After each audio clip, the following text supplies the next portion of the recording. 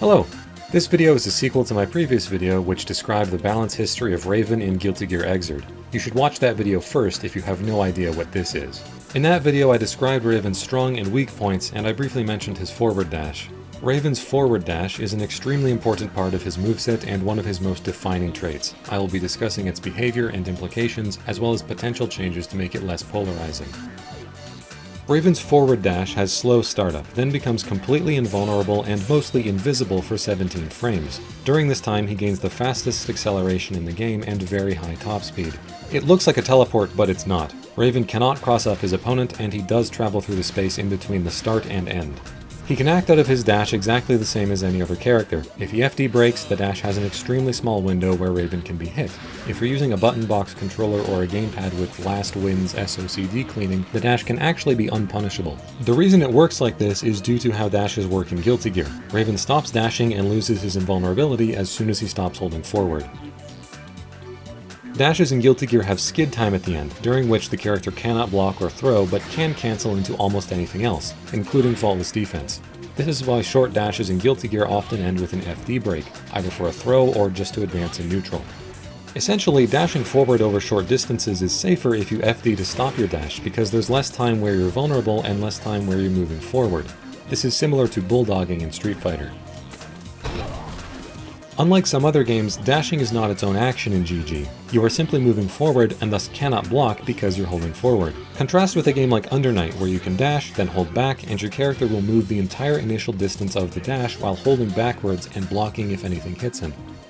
Under Night also treats dashes as a distinct action, so you can buffer into them if you input the double tap early. In GG, the second forward input must be timed manually.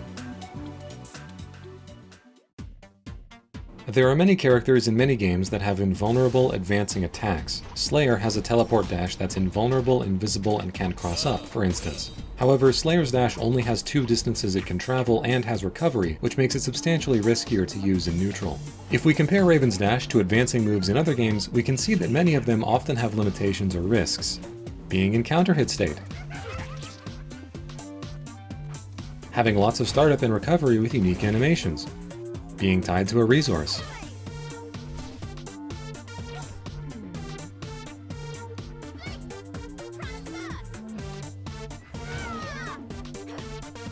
Not being completely invulnerable, or having limited follow-ups.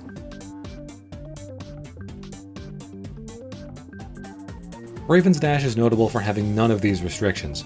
He can do it whenever he's grounded, he can do it for whatever distance he likes, the startup is 10 frames of his normal run animation, which is unreactable. It actually gives him meter because he's moving forward, it is completely invulnerable to strikes and throws, it allows him total freedom to act at any point.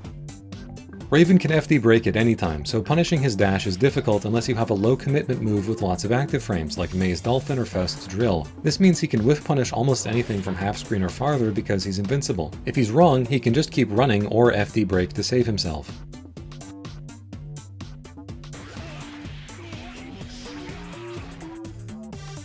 Raven can also cancel into moves that have partial invulnerability, like 6P, which can beat certain options like Jam's Ryujin. This also applies to his low-profile moves like 2H or his armor stance, but those moves have their own startup, which makes them a little more vulnerable. This is all assuming, of course, that he doesn't just counter-hit you because he teleported halfway across the screen and you did not predict it. Even if you use a fast normal, doing it too late means Raven can throw you. As strong as dash throw is, do remember that Raven needs to hold forward for 10 frames, plus however long it takes him to double tap forward in order to get to the invulnerability of his dash, so around 15 frames if you aren't using a button box. It's a decent length of time if he needs to travel far.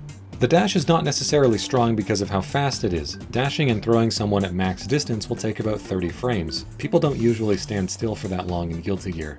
Raven's dash is strong because it doesn't require him to commit to anything except a frame or two of vulnerability during an FD break. He can do it anytime he's on the ground, and it doesn't cost any resources. Warning, playing Raven may rot your brain and make you forget how to play neutral. I've been playing a lot of Plus R recently, and when I first started I kept running into projectiles and wondering why they were hitting me. Use Raven responsibly. As you can imagine, Raven's dash is a huge factor in his matchups. Some characters just cannot deal with it effectively. They need to be careful in case Raven decides to run forward and throw them, or dash for a shorter distance and poke or counter poke. Characters who can safely discourage Raven from dashing have a much easier time fighting Raven on the ground.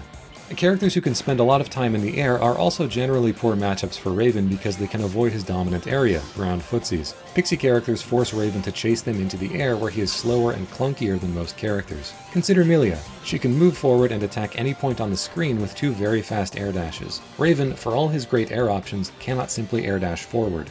Characters who can stick to Raven like glue and never give him the chance to abuse his dash can also circumvent the power of it, but that means approaching Raven in the first place. So why does Raven have this dash? It's very polarizing and extremely powerful while also being low risk. Why give a character this tool? Well, Raven doesn't have a forward air dash. Instead, he has a glide which he uses for mix-ups. This means he can't move horizontally forward in the air. He either uses a double jump or starts gliding downward. His instant air dash is horizontal, but it's at ground level instead of head height like other characters' IADs and is much slower. These factors make it easy prey for anti-airs. In Guilty Gear, using an IAD is a strong way to punish long recovery pokes and fireballs. You fly over whatever your opponent was doing, then hit him on the way down. Raven cannot do this. If he tries to IAD to punish something, he will just glide into it. His ground dash fulfills the same purpose as most characters' IADs. It beats slow pokes and fireballs. This makes sense on paper, but making the dash a run instead of a step dash, like Leo and Johnny and Slayer, gave Raven all these additional options out of it and made the dash much more than a simple movement option. What changes could we make to Raven's dash? Nothing. He needs it. But seriously, Raven does need some form of dealing with projectiles and pokes that functions like an air dash. There are a few potential solutions here if we want to make his forward dash less polarizing.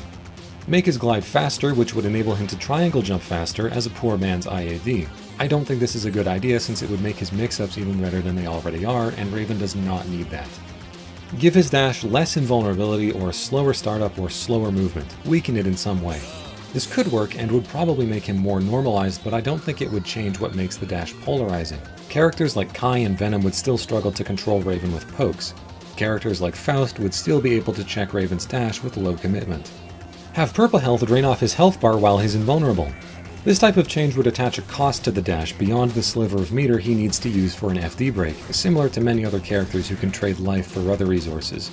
A greater punishment for wrongly using Raven's dash would make it riskier and thus less likely to be abused. As it stands, one of the most polarizing things about Raven's dash is that it costs very little for him to microdash and FD break often to make his neutral ambiguous. If dashing cost him purple health, then there would be a soft limit on how hard he could be carried by simply dashing and FD breaking. Unless you're willing to risk losing a ton of health to a single poke, this would likely shift Raven's neutral towards having cycles. He abuses his dash to win neutral or make his opponent scared, then retreats and plays defensively to avoid losing a big chunk of purple health. This might seem like it would make Raven so fragile he'd be unplayable, but I don't think it necessarily would. He already has the highest guts rating in the game, he's in his own class in fact, and relies on guts to mitigate the potential life loss from his excitement stance. As long as the purple health appeared slowly, I think this change would be fine.